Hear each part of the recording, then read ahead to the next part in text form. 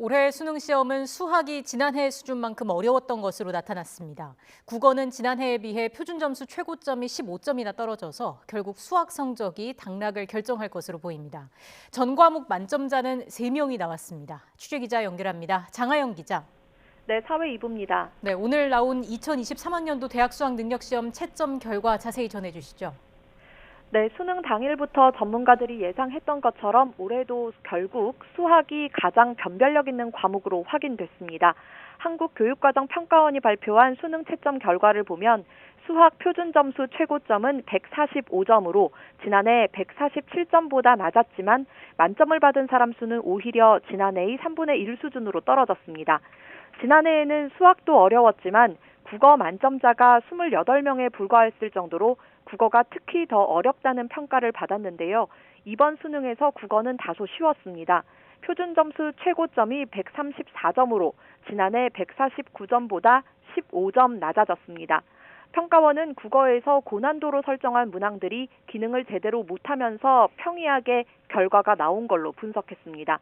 이 때문에 상위권에서는 수학 성적이 결정적인 영향을 끼칠 걸로 보입니다.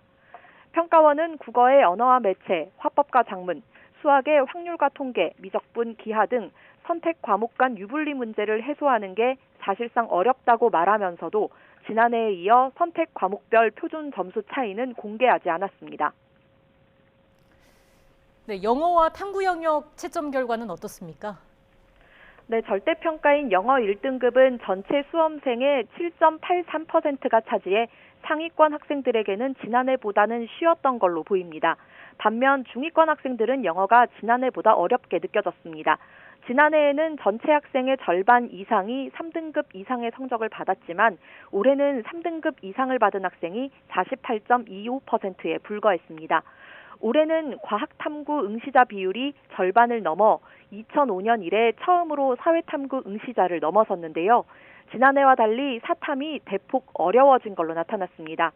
사탐 영역의 표준 점수 최고점은 정치와 법이 74점으로 가장 높았고 과학탐구 영역의 최고점은 화학원이 75점으로 가장 높았습니다. 사탐에서 학생들이 가장 많이 선택한 생활과 윤리, 사회, 문화의 표준 점수 최고점이 모두 72점이고 과학탐구에서 각각 30% 넘는 학생들이 선택하는 생명과학원과 지구과학원의 표준 점수 최고점이 각각 72점과 73점으로 나와서 큰 차이를 보이지 않았습니다.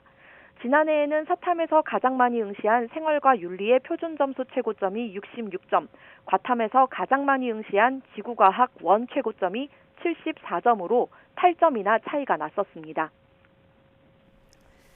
자, 그리고 수능 전 과목 만점자들도 나왔다고요? 네, 만점자는 3명입니다.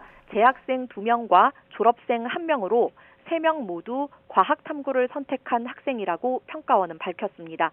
지난해에는 사회탐구에 응시한 졸업생이 유일한 만점자였습니다.